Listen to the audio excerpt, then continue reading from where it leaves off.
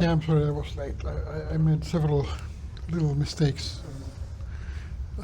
which added up in the delay of coming here. Yeah. No worries. How much time do you have? Well, I'll be happy. No, there's no strict limit. No strict limit. Yeah, my Excellent. wife is only waiting Uh-huh. to me to go to the shop and before dinner. Very good. Well, then they'll just relax. and No work, no more work today. Have some. Um, Have some tea. I'll give you something to put the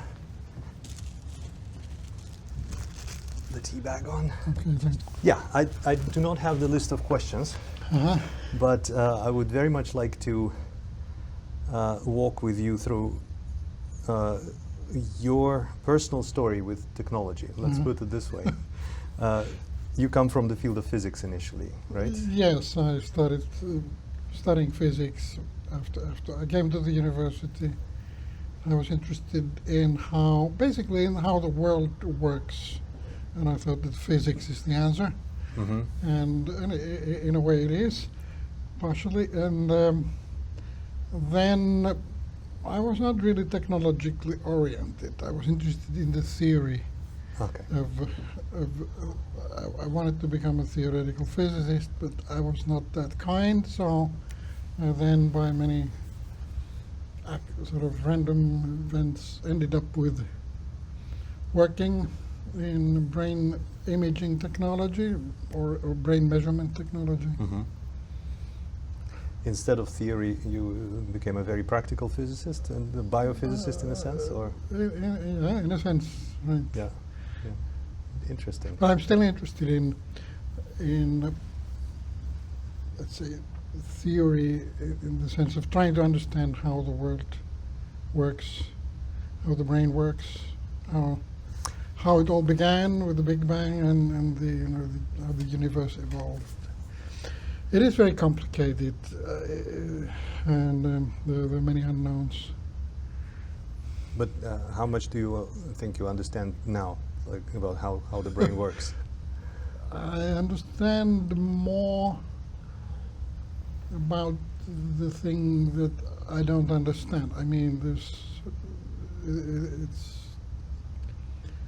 well, when you're young, you're more naive. You think that you understand everything, but so the understanding is really begins from understanding that you don't really understand. Right.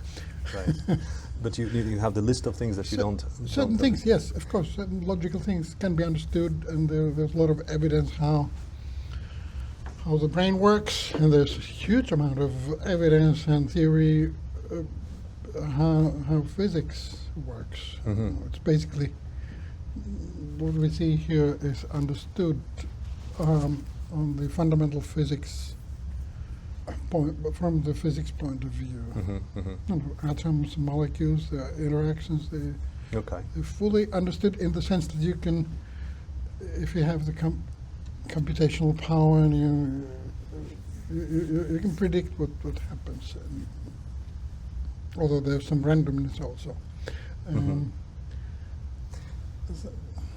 So that's about the brain, the physical organ. But It is what about the physical. mind? What about the mind?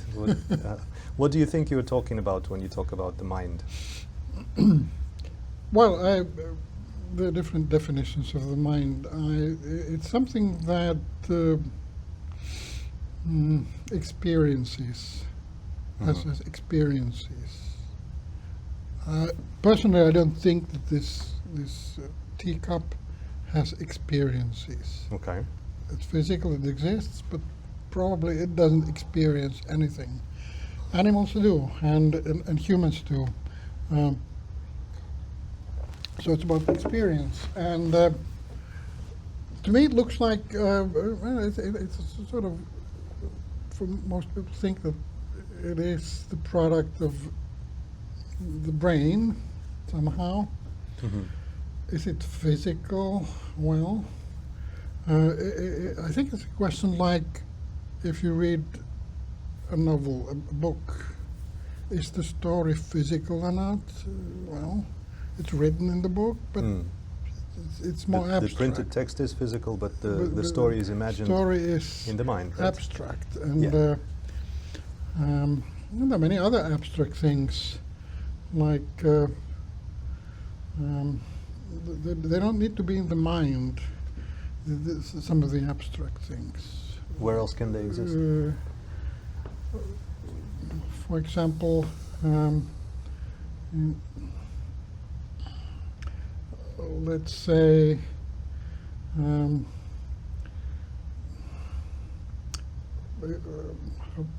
what would be a good example?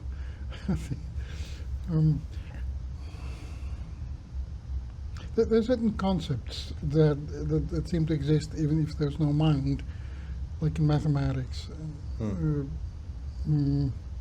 So the mathematic is not in the mind, you think? Or It can be, part of it can be in the mind, but where else can it be? like the theory of Pythagoras is true even if you do not think about it, even if it's not in the mind. So is the mind physical or not? Well, it looks like materia is needed for it. Like a substrate, a carrier. It's a carrier, yeah. What do you think about it? Oh. I have a good friend who is now writing a book about emergence. And we spoke a lot about the mind emerging from the brain and other properties of a complex system emerging from its complexity and the feedback loops, etc. So if we accept that the brain generates the mind, which would be an axiom, it would be an assumption, right? Because I don't think we can design an experiment to test this hypothesis, whether the brain generates the mind or not. Of course, if we anesthetize, or if the brain goes to sleep, or if we kill the brain, then we don't have any evidence of the mind existing. What is meant by generating the mind? And, yeah, that's. And what would be the alternative?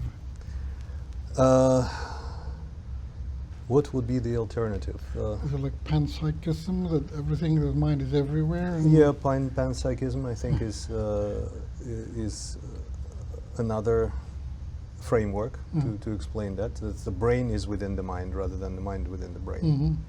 And there is, I guess, some logic in that as well, in that everything we know about the brain goes through our mind before we perceive it, right? Because we are experiencing knowledge just as we are experiencing sensations and emotions.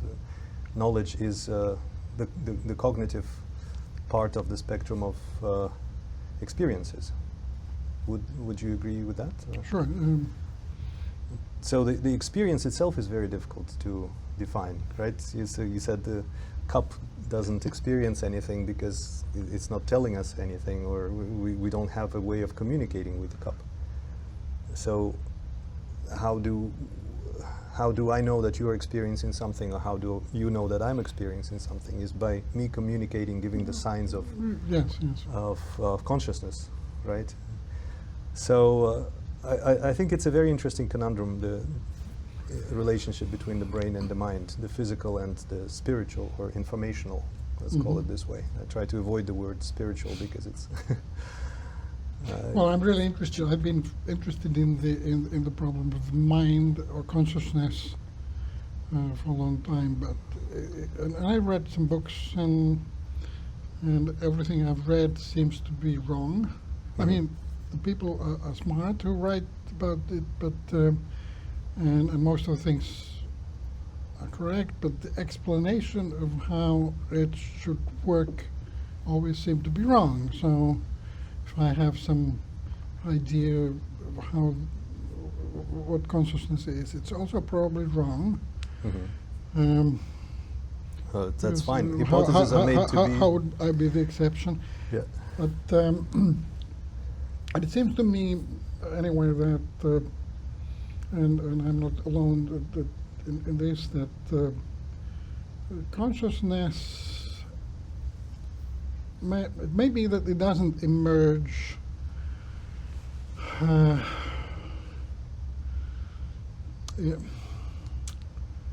in the same way from the brain as let's say the water emerges from the molecules or atoms in the liquid, it seems that the property of consciousness must have been a property of the universe from the beginning. Which doesn't mean that there was a conscious experience before there were animals or people or something like that.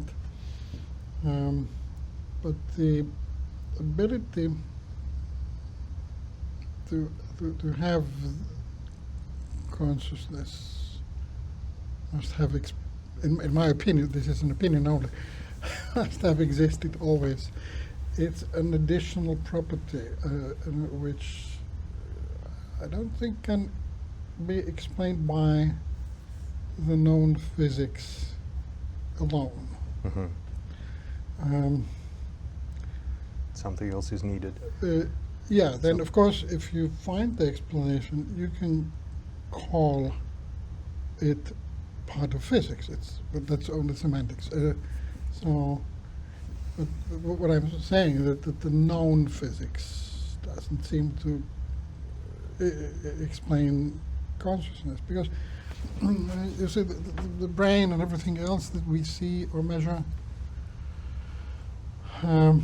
it's governed by physics. You know, the atoms and molecules and electromagnetic and other gravitation, other fields like gravitation.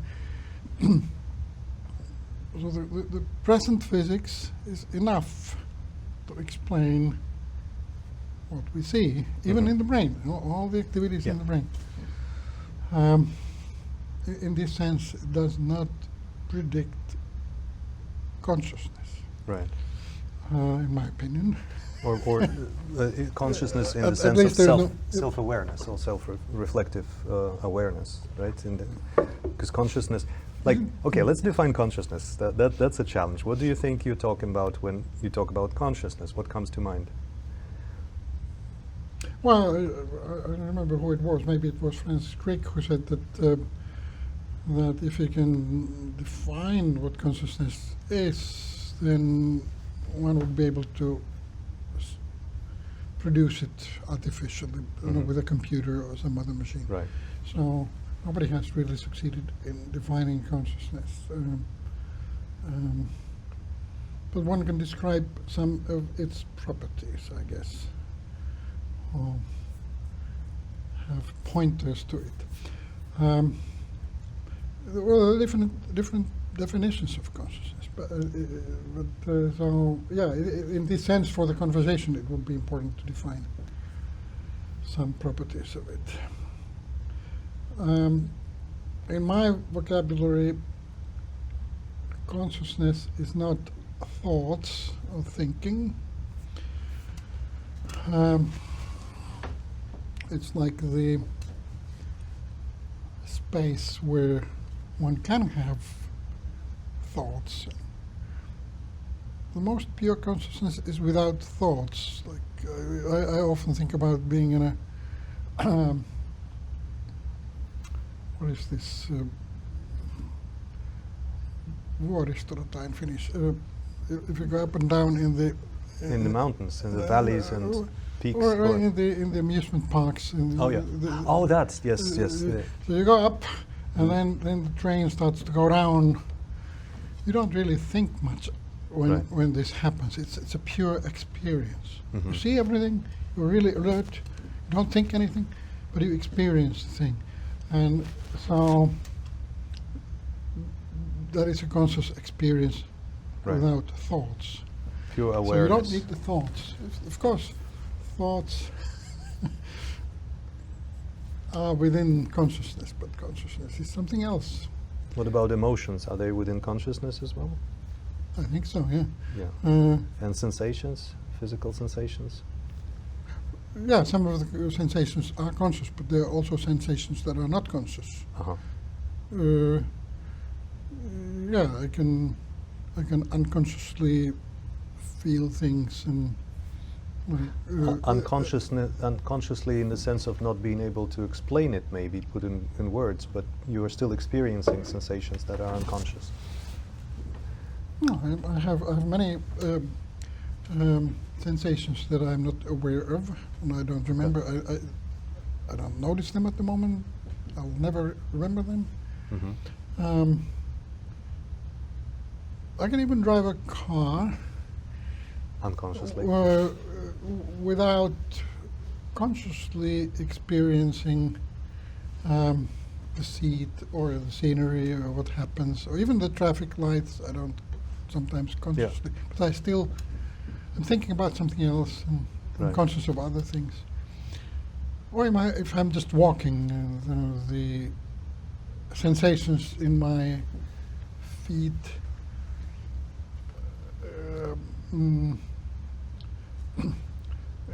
give me feedback of the Mhm. terrain, and it's much in the spinal cord. It controls the walking, and Mm-hmm.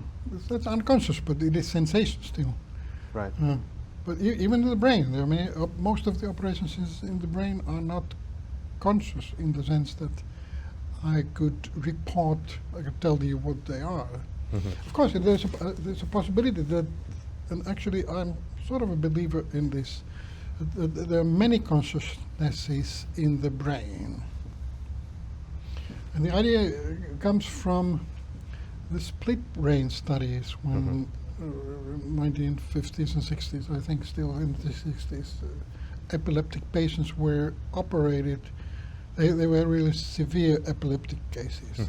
So they cut the connection between left and right hemispheres, you may know. Corpus callosum, yes. Corpus callosum, and then experiments were made. Roger Sperry got the Nobel Prize for some of the studies where you could show an image to the right hemisphere and the left hemisphere separately, so different images. And so what was found was that there seemed to be two minds, one in the right and one on the left. And they communicated only by, the other one could observe how you move the left hand or right hand. Yeah. And sometimes the other side of the brain would want to take clothes off, or the other one wanted to put clothes on or maybe go outside. So, so it was clear, I think, according to the evidence, that there were two minds when the brain was split.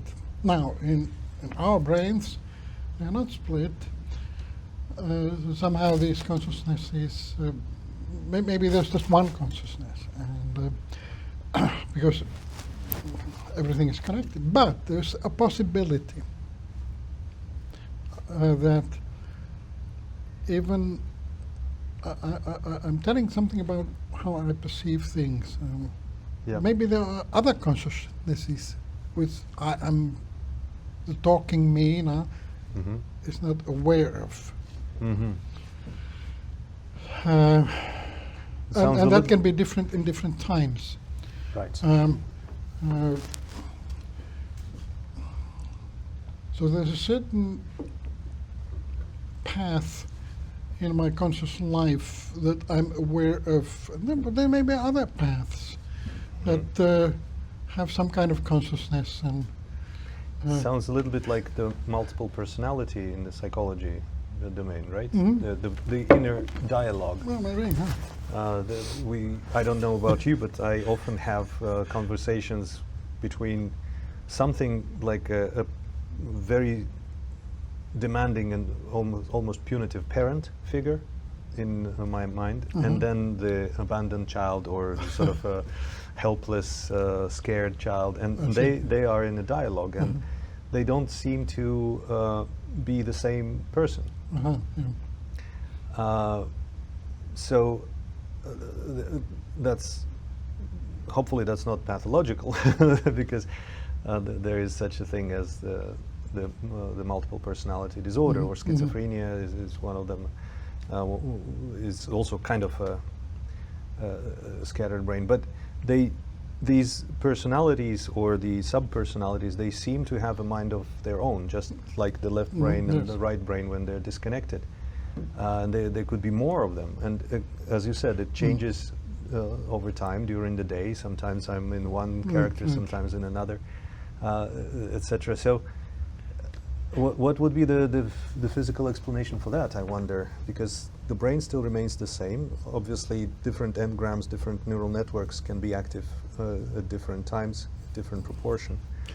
Well, what we know is that the brain can do different things at the same time.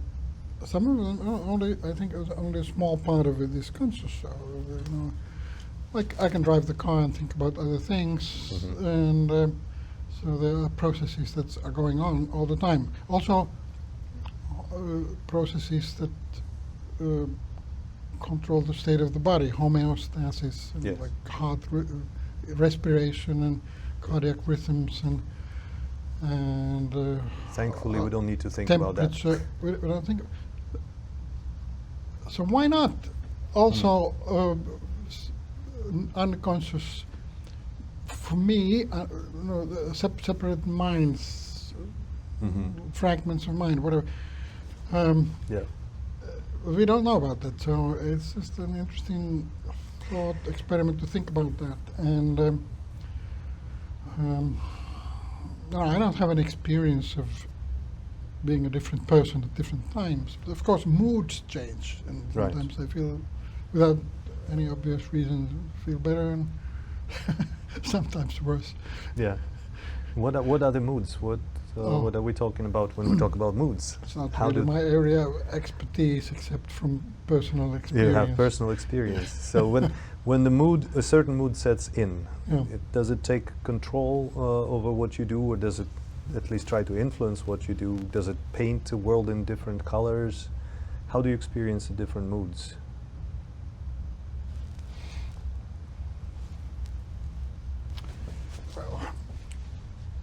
I don't think, you know, I have anything special to say about that. Everybody has moods. I don't think I have much to say. But what would often people discuss about the this distinction between emotions or feelings and reason, logical thinking, or Yes. sort of rational thinking. Rational. And so people may say that, okay, everything I do is rational at a certain time. But I think that even if you think rationally, there's always an emotional Sublayer. aspect that Yeah. is below, that guides what kind of rational thinking you are doing. Yes. So As a scientist, that's the fundamental thing. As scientists, we tend to think of ourselves as rational people, Yeah. especially when we're engaged in scientific research, right? We think that this Yeah. is the rational activity, and we often fail to acknowledge that the mood affects that, how much we slept affects that. And, Sure. And but it affects, it affects what we choose to study. yes, Even if you think you're perfectly rational, there's always a reason to do that. And fundamentally, it's the emotions and your yeah. mental background that guides you somehow. There's another big aspect of that, I My think, that opinion. influences the choice of studies. It's the funding. Sure. Whatever the society or the military or the government or private companies are willing to Yeah, right. pay for, that kind of research attracts more researchers, and it's very rare, I think, to find researchers who do what they find really interesting, independently of whether it's Yeah. funded or not. And this is a pity, and probably slows down the fundamental, the basic science developments. Yeah, but I see some similarity between that, because the funding agency pays for the research and defines the scope of that research. In the same way, the emotions, the mood, Yeah. the character traits define what you think about rationally, Yeah. and also colors or shapes that rational. So Mhm. there are myriads of facts that can be observed and measured, but we only focus on very small number of Yes. those measurements, and this is largely determined by the mood and the emotions. But this naturally kind of leads to the mood disorders, and depression and anxiety are the two big issues now in the population. And of course, transcranial magnetic stimulation, which you have pioneered to a large extent, the EEG, the direct current stimulation, they are physical methods of affecting the brain, so pure biophysics, using electric currents or magnetic fields to affect the brain in certain ways in order to fix the mind or the soul, if you want, right? Because mood disorders are kind of soul maladies. Yes. So how are these things connected? And maybe if you could describe the research and the innovation and commercialization in that area over the last few decades when you've been involved, ever since you founded Nextim, for example, or even earlier. How have things changed since then in our ability to affect the mind? Well, I see the brain, well, it is a so-called dynamical system. And in physics and also mathematics, people have studied the theory of dynamical systems. Usually people consider a collection of elements. In the brain, they are the neurons. It sends signals to the other neurons, either activating them or inhibiting them. One of the pioneers of this was last year's Nobel Prize winner John Hopfield, who in the early 80s published actually his first paper in 1982, where he mentioned the word neuron. Was the fundamental paper. You know, he had studied physics and dynamical systems before, so then he applied it to neurons, and there was a great advance in understanding of how the brain might evolve in time, and how there could be memories in this. That was a formal artificial neuronal network that you run on a computer. So one can understand theoretically how dynamical systems evolve, how they can have memories, how there can be associative memories. The Finnish scientist Teuvo Kohonen, who developed theories of neural networks, so he understood how associative memory can work in neural networks and so on. And Hopfield was one of these original thinkers. So the brain is a dynamical system that can be understood pretty well on the fundamental level, that how neurons influence other neurons. The synapses, the right kind of synapse will increase the firing rate in the next neuron. And other synapses can reduce the firing rates. But then the totality of the brain, to me it seems that nobody understands it, and certainly don't understand what the moods are, really what is depression in the brain. Well, there have been studies where one has noticed that there's less activity in certain parts of the brain, in the frontal cortex, for example, if you're depressed. And so we've been working on transcranial magnetic stimulation, which is a method to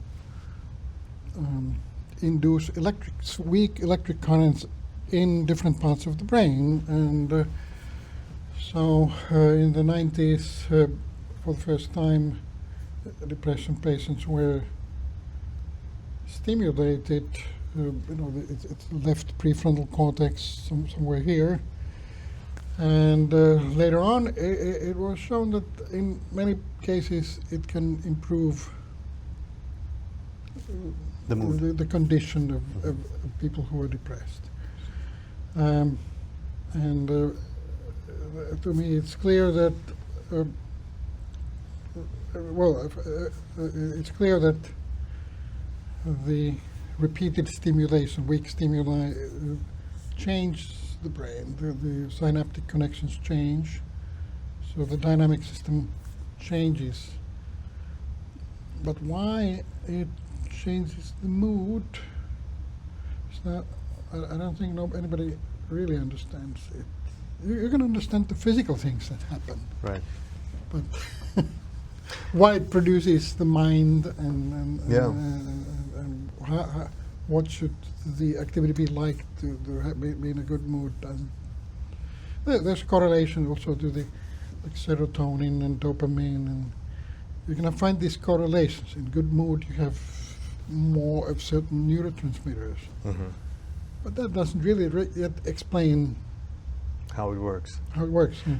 But we know that it works. And Yeah, right. yeah, and that's one of the possible explanations is that it destabilizes the system and induces or kind of promotes the neuroplasticity, the ability of the brain to rewire itself. And maybe this is what is missing in depression, because there is this condition called rumination, right? So the default mode network, the me network, that creates the story about ourselves, kind of goes in circles and goes into this obsessive introspection and closes itself off from the outside world, and it becomes very rigid in that these pathways, every time a pathway is activated, it enforces itself, right, through the growth nerve growth factors, etc. So it solidifies, it rigidifies, and maybe destabilizing it with electric current or magnetic field,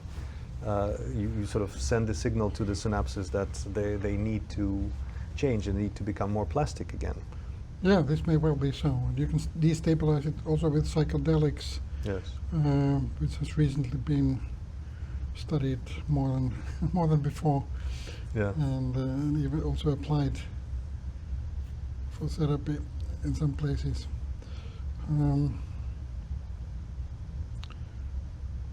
Right, but you don't want to stabilize too much.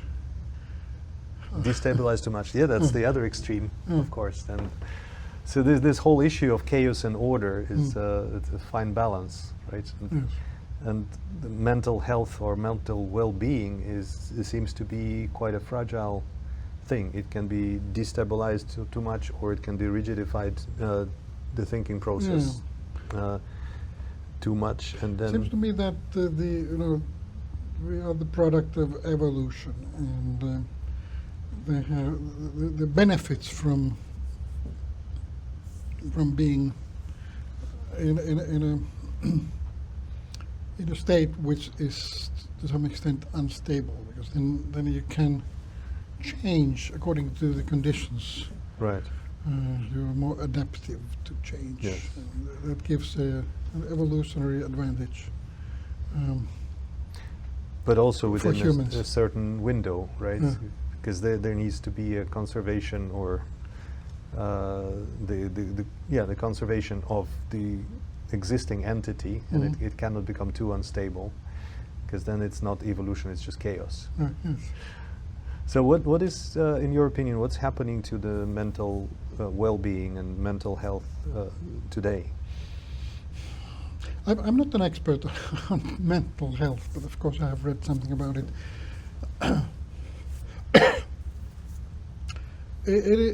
To me, there's reason to worry. Some people say it was the pandemic. Others say it's the social media that has increased some mental disorders, like depression or attention disorders like ADHD and we are living a different life than evolution developed us for. So, Yeah. uh, The lifestyle is changing too fast Yeah. for the biology to catch up yeah, with it. of course there are benefits in this. I think it's interesting, at least for me. This Fun. environment is fun and interesting. Yeah. I don't suffer from depression, but many people do, and I think social media is a big culprit. Hmm. And how does this work? How do you explain it? How does the social media affect the mental well-being? I think, I guess there are at least two things. One is that it is addictive. You spend a lot of time in sort of stupid ways, looking at, like, let's say, TikTok or some things that are interesting but not really rewarding. And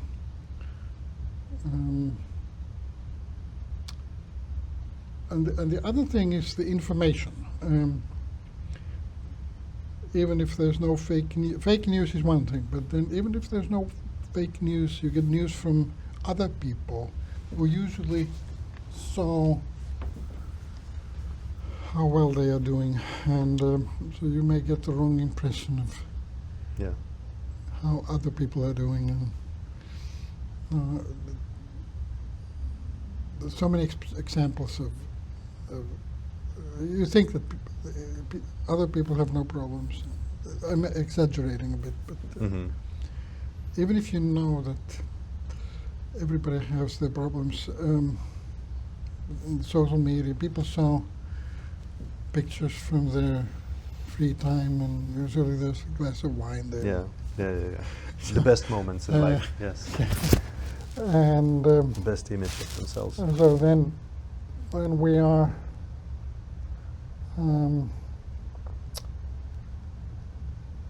trying to do the same, so our good moments, that has bad influence to others, maybe, I don't know. So at least these two things.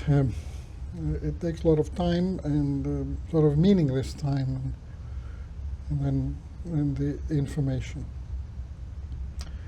But it may become even worse if fake news becomes the majority of what comes from the internet. And the technology is enhancing that, of course. The deep fakes, the artificial intelligence is able to generate not just images, but the whole movies. Like what we are recording now, this can be produced by AI very quickly and very accurately, so we can't even distinguish. Yeah, and the fake discussion would probably be more interesting than me talking here. Well, it probably will be very entertaining because it tends to exaggerate things and make things up. And then the thing is that the large language models and other AI neural network models, they are trained now on the fake materials, on the text produced by artificial intelligence itself. So there's a possibility of the downward spiral in the quality of information. Yes. We have already accumulated so much information that it seems to be more like noise than information. Because if you can't process information, then it becomes noise, right? The background noise. And now this noise is amplified further and fed into like a reverberance chamber. So what can we do about it?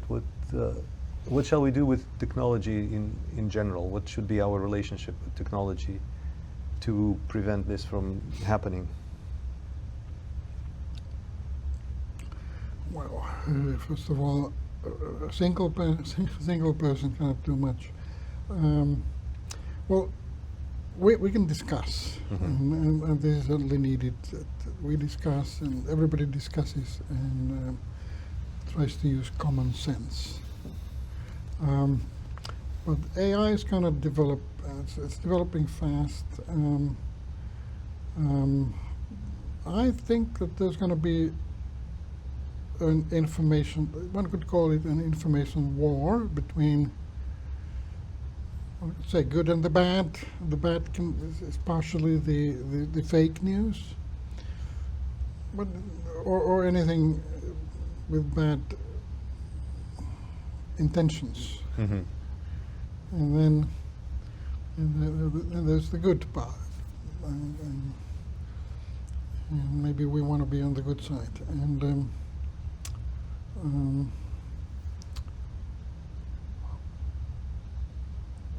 I think it's the artificial intelligence on both sides. Yes. Amplifying the efforts of humans, yes. But people as a race are resilient in a way that people will find ways to manage. Mm. So you're optimistic. Yeah, but some people suffer. Yeah. Some people suffer, but not everybody. Mm-hmm. So would you say the majority is doing well these days? Yeah, I think the majority is doing well, but the proportion of young people, students, who are not doing well has increased in my circle of influence, or what I have observed, and I think most people agree that that seems to be the case. Okay. So that's the. I think evolution has prepared us to face physical or practical problems. Mm-hmm. We're not so good in dealing with mental, conceptual problems. So we need to do something with our hands and move, and Yeah. many people do that. Yes. So that's really important. I bought a house in Lapinjärvi, which is in the middle of nowhere, so I can do things with my hands and also isolate myself from the noise, the informational noise, and just Sounds good. the hectic pace. So on the individual level, I think we all can do something to live in a more balanced way, and I'm a big proponent of balancing the thinking part, the feeling part, and the moving part. Right? So I think that these are all aspects of the same being, the same human being. But we have disproportionately paid attention to the thinking part. The feeling part, at least my generation back in the Soviet Union, was trained to suppress, especially the males, were trained to suppress their emotions.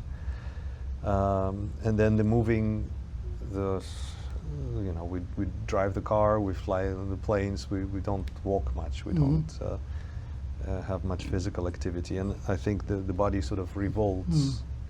And then, as you said before, the thoughts are built on the background of emotions and feelings and sensations. And so if the body is not feeling well, then the mind is not thinking well either. And the mind tends to go into negative loops because, well, my explanation is that we have evolved with the brain, which has the main function of detecting the threat, danger, and warning us to do something. And usually it's the cost of a false positive and the false negative are very different. Like if you hear a sudden noise in a dark place, you better run away because that may save your life. And the cost of,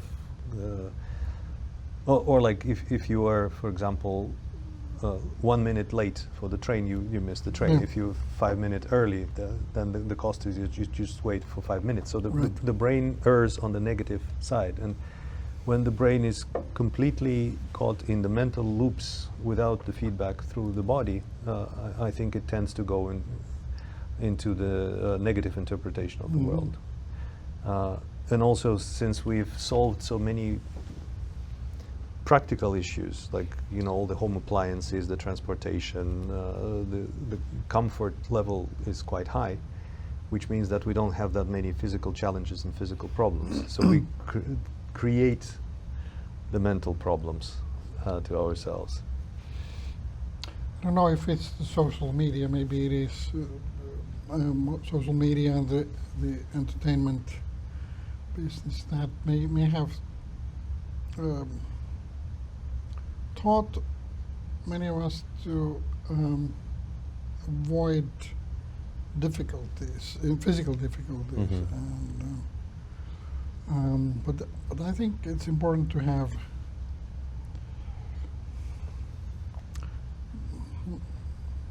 also difficulties, concrete, like physical difficulties. Yes. Like you have to struggle, or walk in bad weather or whatever, or do physically demanding things, or even experience pain.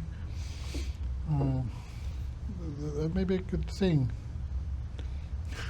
I agree. I think the overuse, excessive use of painkillers is actually bad, because pain is there for a reason. It signals to us that something needs to change. And if we just ignore it or kill the messenger, then we miss the opportunity to change for the better.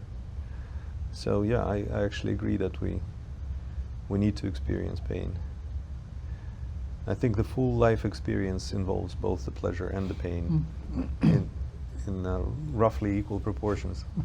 Well, sometimes even more pain is needed, because from the mouse behavior experiments we know that it's easier for a mouse to learn when it's reinforced through a painful negative stimulus rather than through a reward. It gets habituated very quickly to the reward, and then it just ignores it. Yes. But through the painful feedback, it learns better. So How about maybe humans? Same thing? We're mammals. Yeah. Again, it's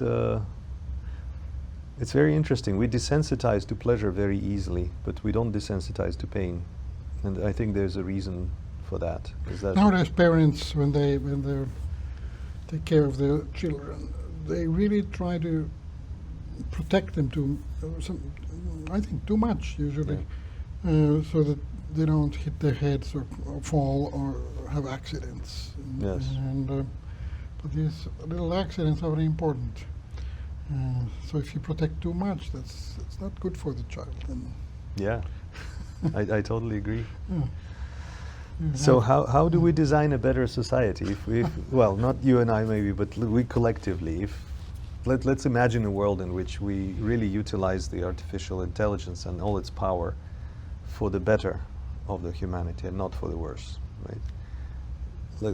Let's imagine that we have a way of having a discussion like we're having now, but at a larger scale, amplified by artificial intelligence. What do you think would be the outcome of such a process? What kind of a society can we design in which we are healthier, we have a balanced relationship with the technology, so that we don't get addicted to it or we don't let it drive our lives? What would be a good recipe for a society, like a very utopian, optimistic scenario? Well, I think we need different kinds of recipes. One thing that immediately comes to mind is that somehow we should aim at helping other people instead of being selfish, because I believe that's one of the key roads to happiness is to help others.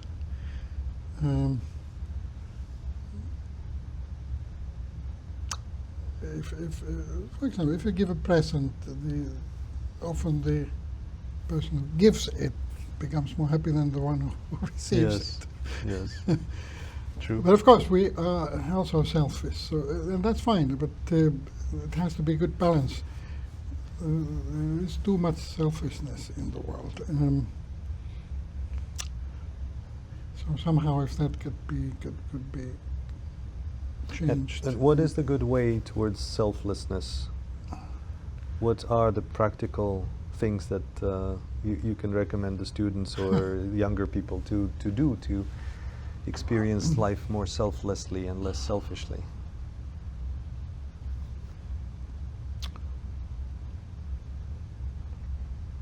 Well, I sometimes say to my students is that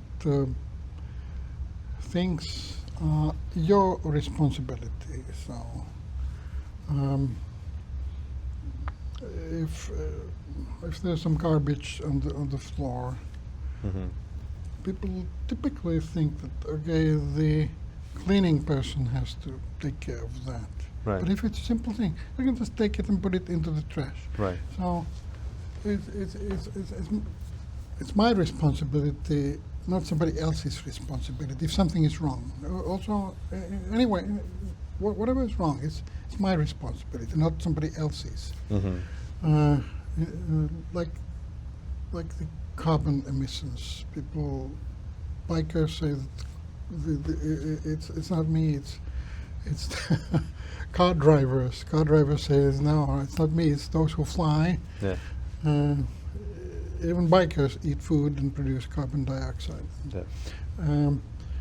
Or they save money and they fly to the Yeah. Dubai or Philippines, whatever. And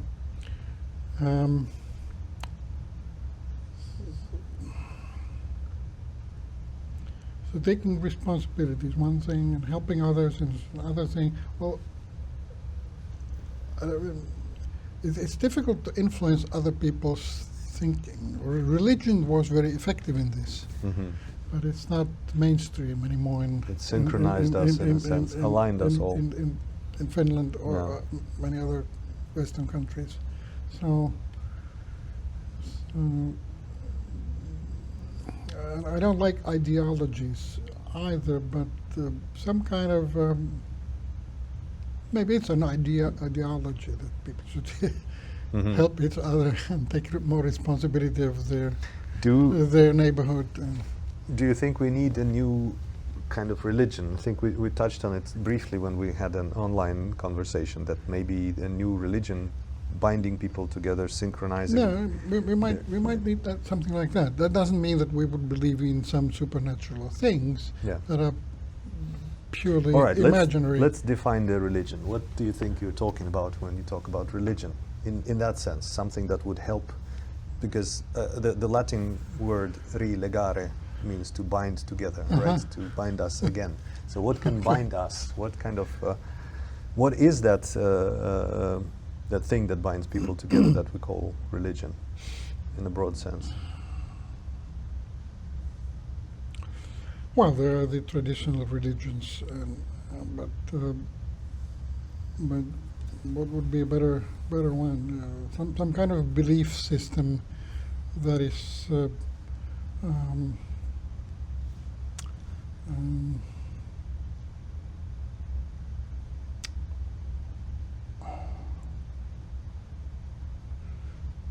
well, it has to be a belief system. Otherwise, it's not religion, I think. Yes. But it can be And it's rational at the same time. So it's a shared belief system, right? It's Shared, that exactly, different people exactly. subscribe to. Yeah. Yeah. It cannot be an individual. Having an individual religion kind of defies the purpose of having a religion, because it doesn't bind you to anybody except yourself or a small number of other people. But do you think academic science can be an efficient religion that unites people based on scientific knowledge? I don't think science is a belief system, and it shouldn't be a belief system. Of course, we can believe that science is beneficial to people, to mankind, but I think science is the opposite.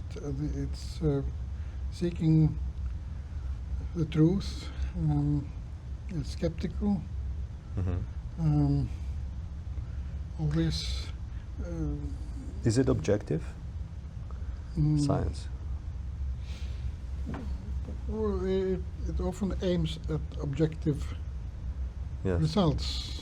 Does it get there? Because as- sometimes it does, not always, because it's As we said before, we are influenced in choosing what we study and interpreting the data. We are influenced by a variety of factors, so it's subjective. yeah, but it is also self-correcting. So I can be subjective in my science, but other people can Yeah. then criticize it and find things where I was wrong. So this helps it become more objective. Yeah. Um, And I think this is what attracts many people to science, not to do science, but to believe in science, or to believe that science can give the answers to the questions like the climate change, for example, is one big issue that people are afraid of, and many people are blaming themselves and the rest of humanity for basically ruining the environment. And this is based on science. So the scientific truth and the scientific objectivity is attractive to people, and it seems to be a shared belief. yeah. The belief in science, right? There's a Science belief itself may not be based on beliefs, but exactly. There's a right. belief in In science. science. I believe in science in the sense that it's a good thing to exercise. It has benefits. Of course, it produces understanding and technology that can be misused. So that's one part of science. It may even lead to the destruction of things that we consider valuable, like.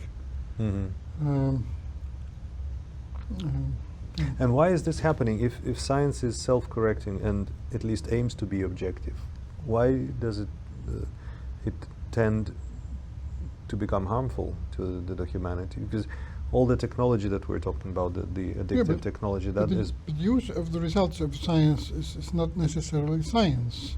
okay. If you use a gun, that's not science. But there's some science that allowed But one to develop the technology for guns or yeah, whatever things. where does the responsibility of a scientist end? Like, does the scientist have a moral responsibility to foresee the applications of their discoveries and prevent them from happening? Yeah, I think we have responsibility, but it doesn't limit. Everybody has responsibility, and the more you know and more power you have, the more responsibility you have. So if as a scientist you understand things, it's your responsibility That's to power. tell people. Yeah. That's also power, and try to influence people and decision makers, especially politicians, should try to inform decision makers Yeah. who are not doing science, but they're using the results of science. They're also cherry picking results. They can choose which scientists to believe and which not. Sure. Yeah. And they can reinforce those scientists by giving them grants. That's right? right. So it's a tricky thing. It is very tricky. Yeah, if we blindly believe in the objectivity and the goodness of science, then and at the same time ignore the biases that are intrinsic into the funding mechanism, for example. And it's not only funding mechanism. The survival in the career is a difficult thing. The reputation of the scientist, right? So if someone speaks out, it's very easy for the academic community to just kick them out as a kind of a whistleblower. Whistleblower problem is also exists in science, that those who tell the truth are punished. That's unfortunately so. So we need some ethics and high morals in science. Right. So how do we get there? That's the problem. Because the science, at least the natural scientists, they claim to be amoral, not in the sense of immoral, but amoral, so Yeah. outside of morality. This is the truth, and it has nothing to do with ethics, it has nothing to do with, so it's other people's responsibility how they apply the inventions that, Yeah. that we make, but we're just searching for truth, and we're just producing facts, right? And Yes. observations. I think there's a clash in that. Can we design a better academic system that would also realize its moral responsibility and have the mechanism for self-correction, not only in the scientific hypothesis, but also in the applicability of the scientific discoveries and the overall effect on the society that it has? Is it even possible, you think? Well, maybe we could, if there would be funding for high-quality scientists whose job would not be to find new to make new discoveries, but to be critics of scientists, but also critics of how the results of science are used or will be used, and inform about the dangers, and so maybe we should have that kind of But it starts with occupation. funding again, you said. funding. It should be a political decision to fund this kind of people. We have other security systems in the society, the police and Yeah. the military. The purpose of them usually is to protect, at least originally, to protect people. And of course, those can be misused as well. Yes, and often But, are. Yeah. Yeah. So we are now already, and it's becoming developing further. We are in the technological and information age. It's not only physical. So we should have also security forces in this information war, which I mentioned already. So, Right.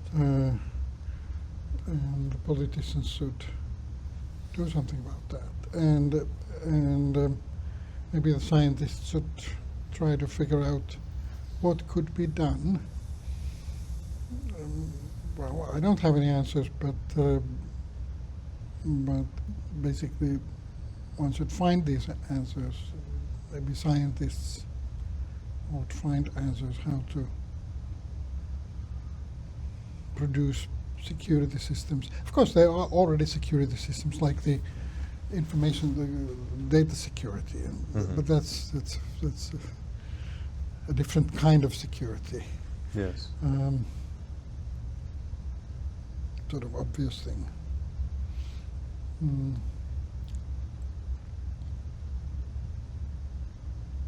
If you were the president of all academic societies around the world, what would be the first changes, like few things that you would change? What do you think is the biggest problems in the academic science, and how would you change that? One of the problems that many the top scientists spend most of their time, or at least a very large part of their time, trying to get funding, making grant applications. Yes. The change that I would make is to develop a system where you don't need to apply for funding anymore. So there would be like the Academy of Finland, and now it's called the Research Council of Finland, would have personnel. They already have personnel, so part of the personnel would go to the internet and find who are the good scientists who should be funded, and they just should only fund them. Of course, make them an agreement that okay, we'll give you 100,000 for your studies, and you have to obey certain rules to use this money. But instead of the researcher writing grant applications all the time. Okay. That would give a big advantage, competitive advantage to any country, for example, that would be able to implement this. There are some grants like that. There's the MacArthur Foundation, I think, in the U.S. that just gives money to people To do whatever. the do research or- free hands for yeah. 5 years at least, and even no reporting. They can do whatever they want. Okay. But there could be some constraints. We give you this money to work on, let's say, cancer research or brain research or The broad cosmology. field, not the Yeah, yeah. specific And project, yeah? and then, well, if you don't do it, then next time you will not get the funding. And so there's a lot of waste in making the grant proposal. So this is one thing I would do to make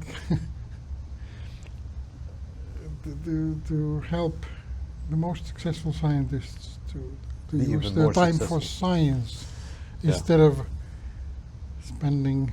Many people spend more than 50% of their time to Compete. For to funding. compete for funding, and Yeah. sometimes it is a competition that's not healthy for science, even if there would be no time.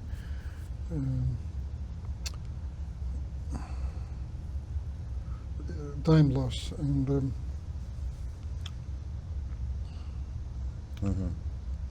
But that's for the established scientists. yeah. What would you recommend, or what kind of advice you would give to a young scientist who's a student today and who's, let's say, as passionate about physics and understanding the world as you were a number of years ago, but they want to enter the game now? What would be the best strategy in the current situation? Well, one piece of advice I would give: that don't worry about the future. Do what's interesting at the moment. There are many people who suffer from the pressure to become successful. They're thinking like 5 or 10 years into the future. They're worried.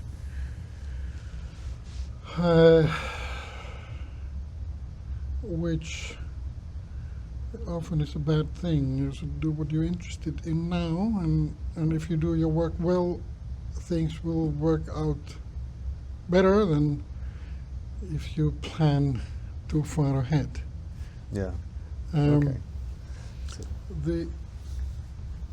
There will, if just do your work well, and things will happen. Good things will happen. Okay. That's a great advice. And what about the field? Which field would you choose nowadays? Would you go into the neuroscience and the biophysics, brain stimulation, brain imaging techniques as well, or what's the next hot thing? If I would start over, Yeah. If you were starting today. I wish I would be better in concentrating on things. So my problem has been sort of jumping from one idea to the next.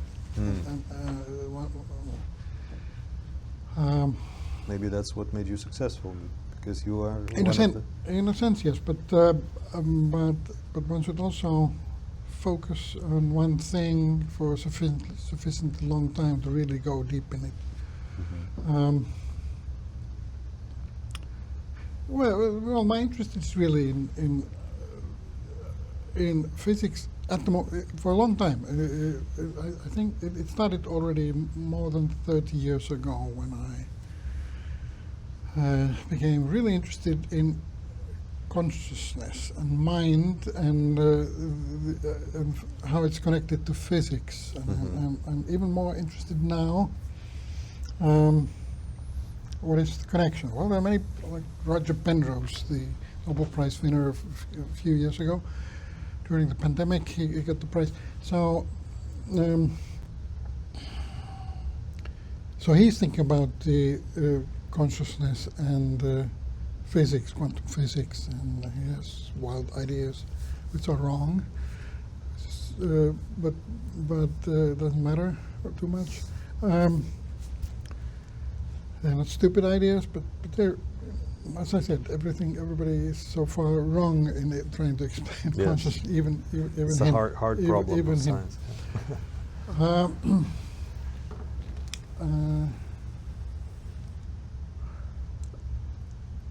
But the thing seems to be so difficult. The reality, what is reality, is very really elusive. Yeah. We seem to know that there are atoms, and the fundamental particles, but even they are just part of fields. Like there's an electron field, and there's certain kind of like oscillations in the field that are these particles. But what is behind that? We don't really know what. Does there have to be something what behind? reality is? Does it have to? Does there have to be something behind it? The universal bricks of which everything is made. That's also an assumption, isn't it? That everything is made of something. Everything may be just an illusion. The figments of imagination of the big mind. What is an illusion? We have experiences. So, How do we know they are real? well, I have an experience. It is real by definition. Yeah. So reality is equals experience in a sense. Well, this is our reality. Quantum mechanics is really amazing. It's a bit complicated mathematically, but the fundamental things are not that complicated. It's still, I think, an open question that how it should be interpreted. There's experimental evidence, very strong experimental evidence that that only observation by some measurement device, for example, Yes. makes certain things real. Like a particle can be found in 2 or more places, but they are not there before you measure. Right.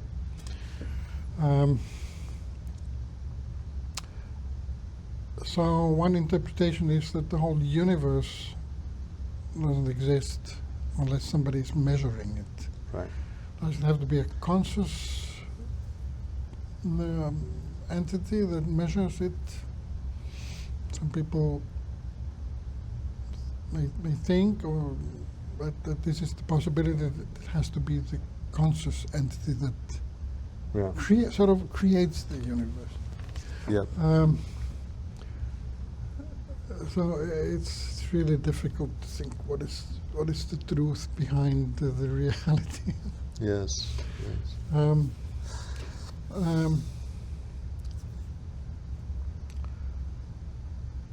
Philosophy and modern science at the edge of possibilities are not too far away from each other.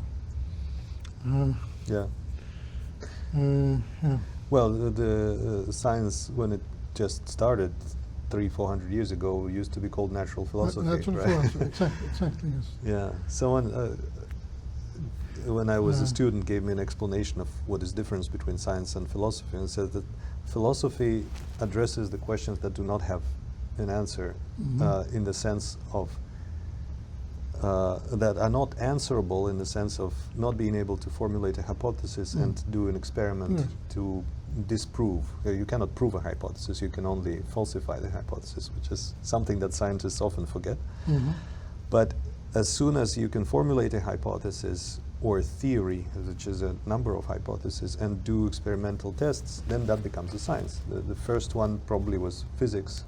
Mathematics is not really a science, it's a language of science rather, right, I would say. But physics, then chemistry in that order, then biology perhaps, and then more and more sciences. But which basically is the history of developing of the scientific method, or the equipment, the measurement equipment. Again, reality is an artifact of measurement, I would say. everywhere, from quantum physics, where the conscious observer collapses the quantum field into the field of possibilities into specific particles, to what we mentioned before, when the scientist decides to focus their attention on something, that creates the measurement, and that measurement creates a certain truths or certain knowledges, etc. It's a conscious activity of reducing the chaos or the wave of possibilities into specific order, which would be physical, chemical, or even psychological order. So in that sense, I think that fits better the assumption that there's one big mind that is kind of hallucinating and imagining all these things, and then science is rather within this mind, or within that consciousness, rather than the other way around. But again, there's no proof to that either. I guess what I'm getting to is, I do believe that we need a religion in the sense of something binding us together again, because we have lost the ability to trust and understand each other, because we have so many different identities, ideologies, belief systems that are not coherent. I think we're going through the phase of atomization and fragmentation as a society. It is happening fast. It is. And the AI is amplifying that. The social networks and the search algorithms, they're reinforcing that, because they silo you, right? They capture your attention. They see that you pay attention to this, let's reinforce that, give you more, more, more, and then you become radicalized, and everyone gets radicalized in their little, energy minima. Right. Kind of thing. So we need something, and the science is not it. The science tends to create more knowledge, which then substitutes for direct experience of reality. That's the danger of the knowing more, creates the illusion that you come closer to reality, but you actually, I believe, you get further away. When you think you know something, that means that you're close to the possibility of questioning this and experiencing the things as they are. Same in relationships, right? If you've been married to someone for 30 years, you think you know them, so they become boring and predictable, simply because you're not paying attention to how they are in the present moment. You think you already know them so well. So what could it be? I'm just trying to wrap my mind around that. What could bind us together again as a society, if it's not the traditional religion? Well, we should respect each other. That's just one thing.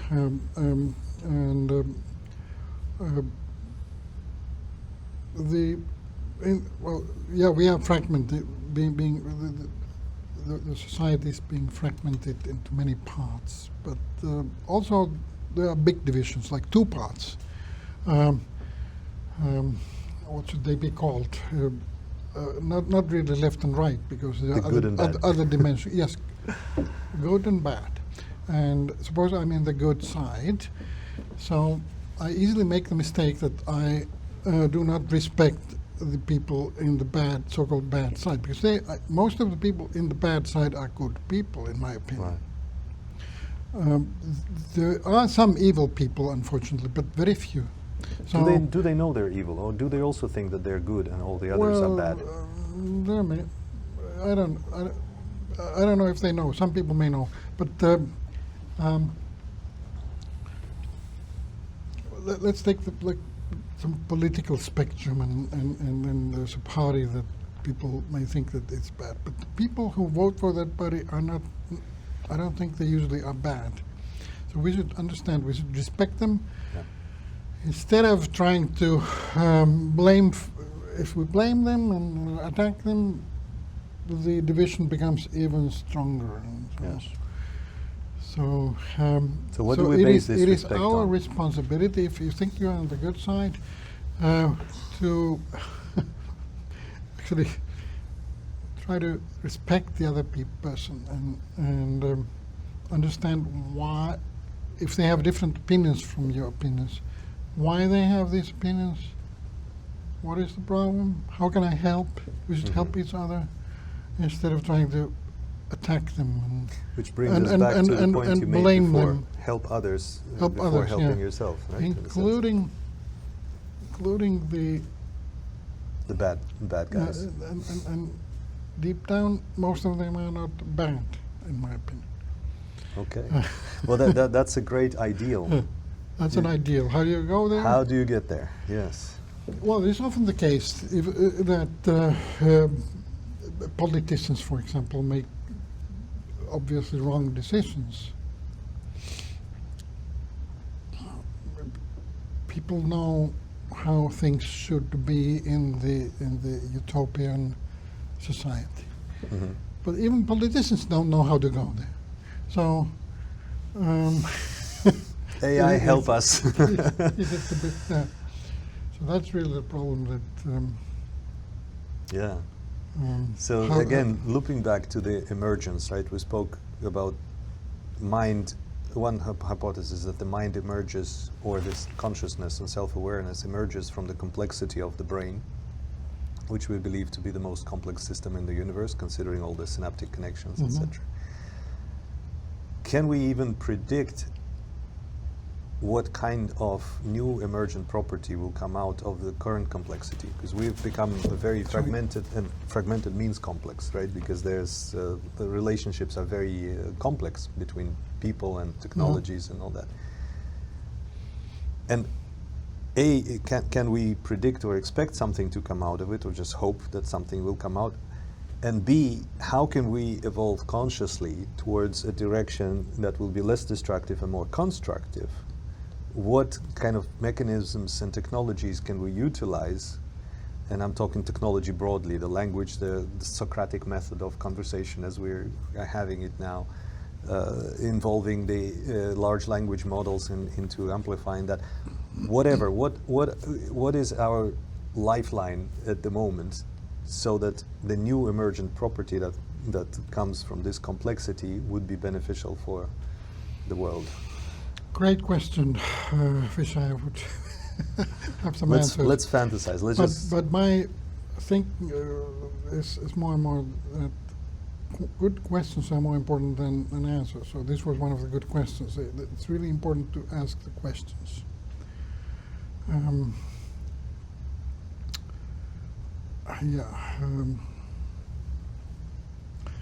The future is not predictable, but it may be controllable. That if you have a goal,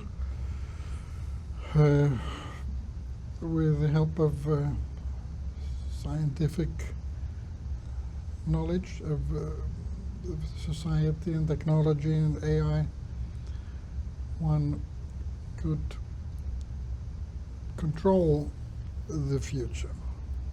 But still, it's not predictable, because there are many people who operate at the same time, and they may not have the same goal. Yeah. What would be the goal? Unity. What would be the goal of humanity? Yeah. Well, the simple answer is that we should live in harmony. Everything, everybody should be sufficiently wealthy and healthy and enjoy their lives and be happy. Mm-hmm. Well, that would be very not very interesting to live in utopia. Like everything is good, all problems have been solved. It's like a Christian idea of paradise. I little bit. wouldn't like to live in a paradise. So It's boring. we need challenges, and we Yes. need, as I mentioned, we need the pain and struggle. We need to struggle. Mm-hmm. That's good life. Of course, you have to win the struggle. You have to get out from the pain. Right. The hero's journey needs to end well. The adventure. Yeah. So what is the goal? It's not the utopia. It's somewhere between the bad and the good. Right. So that people have The balance. the ability, the possibility to struggle towards something better. Because Yes. that seems to be our something that is built in by evolution into Yes, us. absolutely. Yeah. I want to quote Jordan yeah. Jordan Peterson from his recent course that I listened in Peterson Uh-huh. Academy. He said, humans do not seem to be designed or to have evolved for comfort. Mhm. We're designed for maximal challenge, Right. Okay. adventure, I see.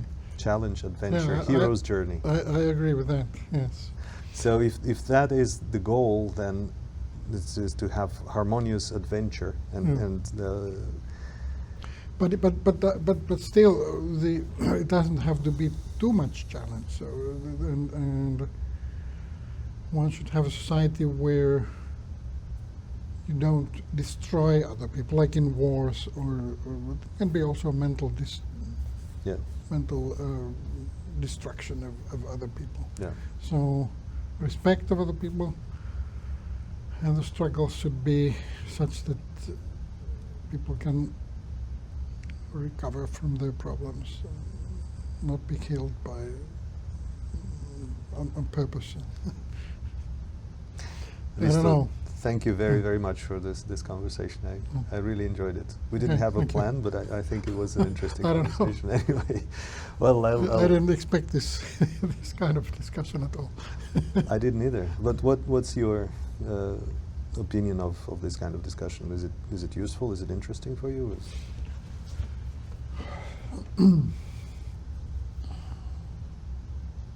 It is certainly very interesting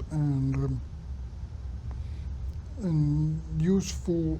The problem is that in a short time one cannot really go deep enough. For me, it would require, I think, writing, because Mhm. that's the one way to think.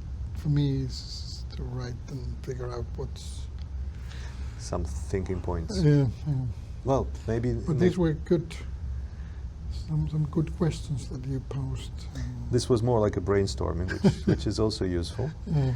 But maybe if we do it again sometime later, then we can have the list of topics and maybe some thoughts also, that the text that you and I can write Yeah. before that, and it will be a little more structured. But So what are you going to do with this? Are you going to? well, the first thing that I will shorten do, it? I will edit it and Yeah. put clips together and then send it to you for Okay, okay, approval. okay. But this will be part of the series of podcasts and interviews. The working name now is Meet Your Mind. Meet your mind. Meet your Meet mind. your mind. Okay. This is Uh-huh. a reflective tool I of see. how the mind works, how the science works, how the relationship between technology and humanity evolves. Mhm. Some futuristic outlooks of some utopian and dystopian conversation. Whatever is actual in that area Mhm. of the science-based technological developments versus the evolution. Right. So why are you doing this? Because I'm passionate about it. Before leaving academia, I renamed my research team from tripartite synapse morphology and function or something like that to conscious evolution research. I think we are at the point where the technological and social evolution is so much faster than our biology that we just don't have the mechanisms that have evolved, that we've evolved to have, to coordinate and harmonize the society. Mhm. We need to develop other tools, and we need to develop them quickly. And by conscious evolution, I mean the conscious abilities to direct the evolution of technology and the society Mhm, yeah. in a non-destructive way. Yeah, that's a really great goal, and very difficult to find answers how one can reach. Yeah, Uh, but this is one of the ways to capture a conversation like Yeah, this. well, that's what I also mentioned. That I believe in conversation, and everybody, it's everybody's responsibility, not just the politicians and decision makers. But as scientists, as people who are trained in the scientific method and who are more informed than the rest of the population, I think we bear responsibility. Sure. Yeah. And in a sense, again, speaking about religion and the role of the churches or the priests in the society. They used to be the people who the average person would go to for answers. Yeah. What's the meaning of life? What should I do here and Right. there? The priests had a book, usually, Yeah. or the tradition and the practice. They would have an answer which would be very practical, like 10 Hail Marys or whatever, and your depression is gone. Or- So are you religious, or have you been religious? I have been religious, Yeah. yes, and I've been religious for about 20 years. I've been a scientist for about 30 years. Mm-hmm. 20 of them were in parallel. Uh-huh. And I see a lot of the similarities between academia and organized church. Yeah. Both are hierarchical, both are Mhm. dogmatic, even if the scientific community claims that it's not. But religion, traditional religion, did a much better job in binding the society together Sure. than the scientific community does today. The scientific community itself is very fragmented, politicized, biased. Mm. It fails to play the role of the glue that binds the Mhm. society Yeah, yeah. together. Right, right. And that is and there's no alternative. I don't I- see an alternative structure that could I replace. see two problems in religions, most religions, at least those that are close to us. And one is that there are all the things that is preached is not true. It's not aiming at truth. And the other one is that power is misused. Yes. And it is often used as a vehicle of power, Yes. and very often in bad ways. Yeah. But it has good things also. The unification of people, and Yes. but so one should. I don't know if it should be called religion, but I agree. There should be a new religion that's not against truthfulness. It somehow avoids this misuse of power. Yeah. It unites people for the good of the society and other people, and there should be respect of other people, helping other people. Well, this is a And, good belief system. yeah. Helping others, Yeah. respect others. What else? And, What would be the creed of that new, call it religion or new science or something that unifies us? What would be Creed, the belief system. what What would what do we all need to believe in? Like, for example, respect, mutual respect. yeah. Honesty could be another one, although honesty can be also controversial, because if you're excessively honest, it can be brutal and hurt others. But honesty would be a good Well, thing to put in there. People want to be respected and also so now there's too much respect given to success in some numbers, like money or Yeah, scientific publications, or external whatever. metrics of success. Yes. And the metric of success would include helping each other Yes. somehow. And money is a useful thing. It doesn't have to be money. I don't know. Of course, the capitalist system is, in principle, Built on money. built on helping each other, because I get money from you if I give a service to you. This is Right. helping you. Hmm. But then people forget that it's helping. I do it because I want money. It's for me, not for you.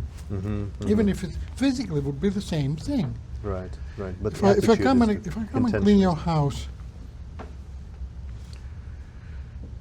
the mentality should be that I come to help you. Okay, then you can give a little money to me.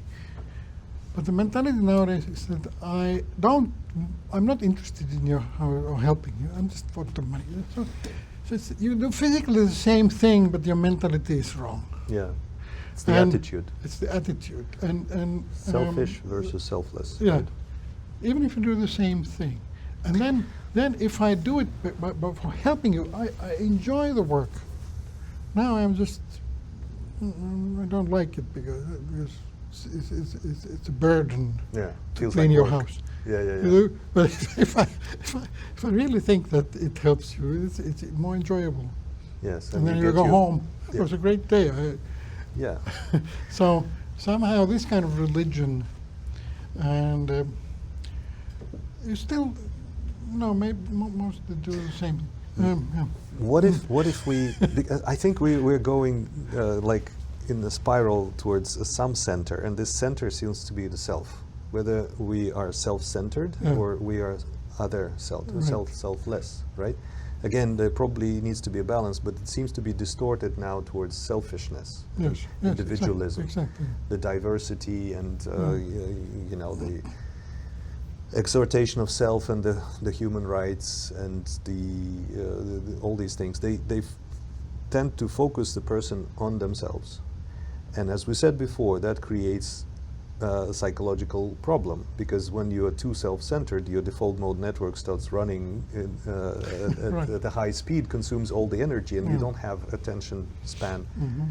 for others anymore. And then because the automatic thoughts are negative, then this self-centeredness creates suffering for the individual, but it also severs and fragments the society by severing the connection between people. Maybe it is just the educational challenge then. We need to explain to people that anything that leads towards selfishness, away from selflessness, takes you away from the blissful state of the flow, where Mhm. you completely lose Yeah. the sensation of self. You're one with the process. The community feeling when your self is diminished and Right, the yeah. collective, the harmony That is. would be the religion. But there was something like that, quite a lot of that in Christianity. Yes. But something went wrong. Maybe the original ideas were good. Well, but something like the power, it's a power. it sounds like we have a homework before before the next time we get together in the studio or online. I'm not. No. I'm not. Well, I'm not expert in most Well, of the you don't things need that to be we an expert. You in religion or anything. you are an But experienced human being. Let's put it this way. Actually, this is scientists use. If you're a good scientist, you're skeptical. So it's very often difficult or impossible to say how things are because you're not sure. Yeah. And lay people often think in very their little sure. bubble that they're certain that this is how things are. Black and white. Yes. Yep. So that's a problem if you want to be convincing. Well. And it's difficult because you don't really know how things are. Well, let's take some time to figure it out and, Yeah. and think about these things. 'Cause, I think we really badly need, as a society, we need an ideology, religion, a system of beliefs that will bind us together. And selflessness versus Yeah. selfishness. But there seems has to be, sorry, Yeah. there has to be a certain amount of selfishness also. Selflessness. Sorry, selfishness, Also yes. some, yeah, Yeah. it's, well, like in the airplane they say that if Put your mask you first. put your mask first so that you can help others. Yes. So you have to help also yourself Yes. so that you can help others. To be able to First help others. yourself, Right. and then you can help. Yep. That kind of selflessness. And then I think we also have the urge to sometimes to have competition. But there are different kinds of competitions. Like with my friends, especially when I was younger, we would compete on some sports like Yeah. Play. squash, Yeah. or table tennis or whatever. So we badly wanted to beat each other, but we were still friends. And so It was a binding competition, not fragmenting. Right. Yeah. So there has to be balance. Yeah, no, it's always- if you I don't want to help my competitor to that he wins, I lose. No, Yeah. I want to win. But Yes. If I try to win, but if actually this is true. If I lose, I don't usually feel bad for a long time. Mhm. Actually, I'm happy. No, okay, it's great, you won. But Yeah. even if I try hard to win, One reason for being happy that the other side won is because that increases the chance that they would want to play again with you next time. Because if you beat maybe- them every time, then maybe, yeah. there's no balance, it's no fun, right? And that's a very interesting. So it Yeah, is okay. about the balance, and I think the relationship with the self. What do I think I'm talking about when I talk about myself? Am I the center of the world? Am I, the highest value there is, and everyone else is there to serve me? That seems to be an exaggerated, sort of distorted balance towards selfishness. On the other hand, if I'm a universal servant that always prioritize other people's interests and forget about myself, then I just run out of steam, and That's right. and then I cannot help the Mhm. others because I don't have any resource. So again, an interesting sort of issue here is in selfishness, that there are different levels of selfishness. So I can be selfish for myself, but also, but then I can be unselfish, but be selfish for my family right? and against everybody else. Or I can be selfish for Country. for the country and Against everybody and, else. and so there must also be a balance. Yeah. That my unselfishness, in my opinion, in this new religion, should not be restricted to only my group. Yeah. Should also be, no, of course, my group is important, my family is important, but also the neighbor is important, Yeah. and also the neighboring country is important. Focus maybe in the vicinity, of course, but so there has to be a balance between the short distance and long distance Yeah. selfishness Yeah. and unselfishness. Levels of ego, the Yeah. collective ego, Yeah. the individual ego. So, Mhm. Interesting. Can we design this new religion, like we're using a scientific method, with modeling, with the sure. measurements, with the hypothesis testing? I think so, but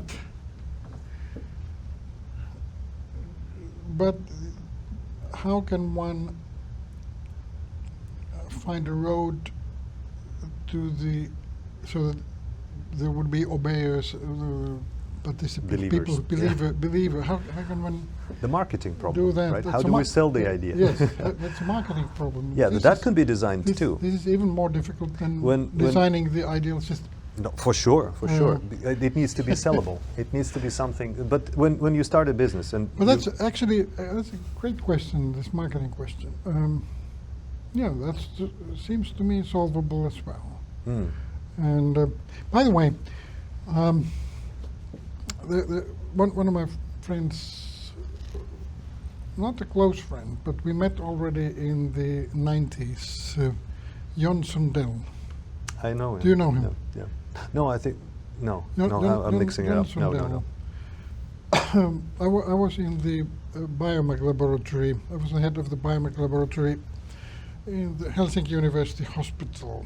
Mhm. The lab still exists. I was there for 9 years. So Jon Sundell became there as a civil servant at the age of about 20 years, 19 or 20. He spent a year there, and so that's where we met. And he's very smart person. And, Mhm. actually, that's why he got the position, because he was Okay. he was very good in school. Oh, okay. And then many years passed, and we didn't meet. He became he's I think his I don't know what his dream was, but he wanted to be an author of movie scripts. He spent about 10 years in Hollywood and Really? Wow. in the movie business. I don't know exactly what he did there, but he is a great. He's an intellectual and wants to find a solution for the society. He was thinking about the concept of money in a very deep way. I was also interested in that. What is the meaning of money? It's more complicated than one can think, and so he invented a new kind of money. Very interesting. And which then solves many of the problems that we have in society. Last year he published a book called with the title "Coexist." It means how people would coexist. Right. And Yeah. It's not religion, but it contains perhaps the building bricks for this religion. So maybe you should meet him. I would be delighted to. Where does he live? He lives in Helsinki. Okay. Well, this would be a good place to actually very meet close him. where I live. So, but we don't meet often, maybe twice a year or so, but we have great discussions. I was in a panel when he published the book. There was a celebration. There was a panel discussion. I'd like to start by reading a book. Is it available on Amazon? Or? No, it's not on Amazon, but you can certainly I buy can it. ask later. Yeah. Yeah.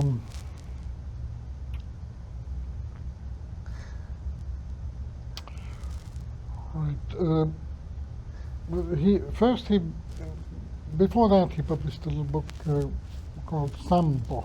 That's in the Finnish language. Coexist is in English. Sampo is in Finnish. Sampo name comes from the From Kalevala. Kalevala, the sort of miracle thing that solves everything. Yeah. And there he already described the new kind of money. We don't have time to. I don't have time to describe the whole thing, but it's a system where money flows very fast. So every week, everybody gets. Every person in the society gets Some coins. money. It can be on the bank account, not physical coins, and. Well, I think it has to be electronic money because it loses value. You cannot keep it for a long time. You have to consume it. Inflation is very fast. No, it's not inflation. It's devaluation. It disappears. But you can. It's a nice combination of good things about capitalism and this citizen salary. What is it called? Oh, the universal basic income. Basic income. UBI. There is a basic income, but there's also a possibility to earn more money. Right. Very interesting. And then Coexist is the next book where this concept also exists. But he's writing already. Actually, he started before that. A new writing. There's 3 books that belong to the same category. Coexist is the first that has been published. He has written large part of another book, which I have read. He wanted me to comment on these books because, actually, Coexist. It's an amazing book. It's it's a little book, but it describes basically everything. His training is not in science, but he wants to build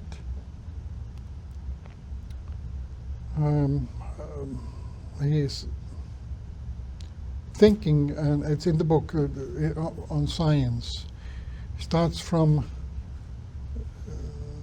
basically physics and evolution. He describes the hunting-gatherers, how they It really has everything there. lived and how happy they were, Yeah.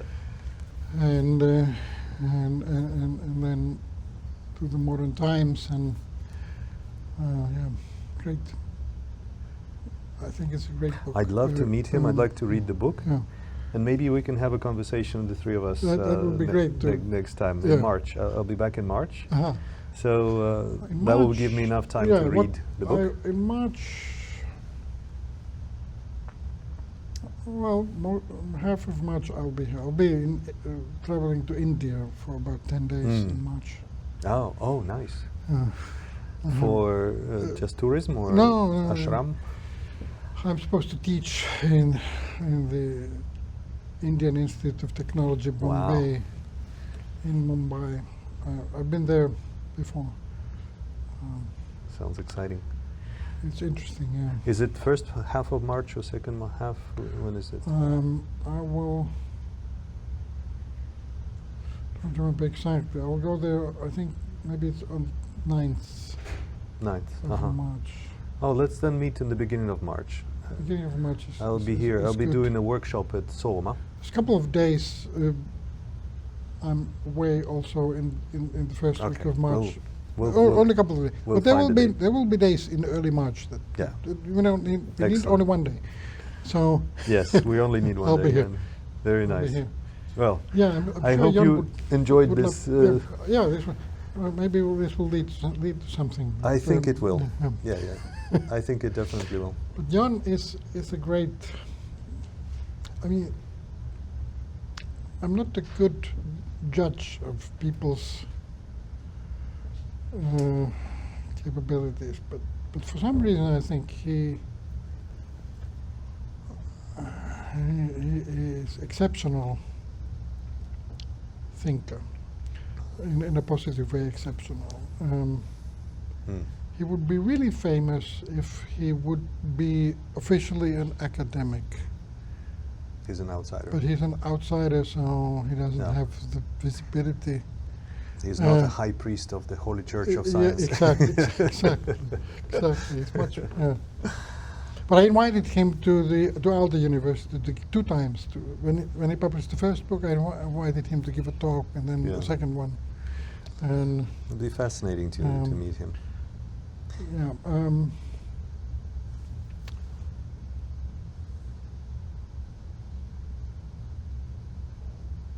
Right. Okay.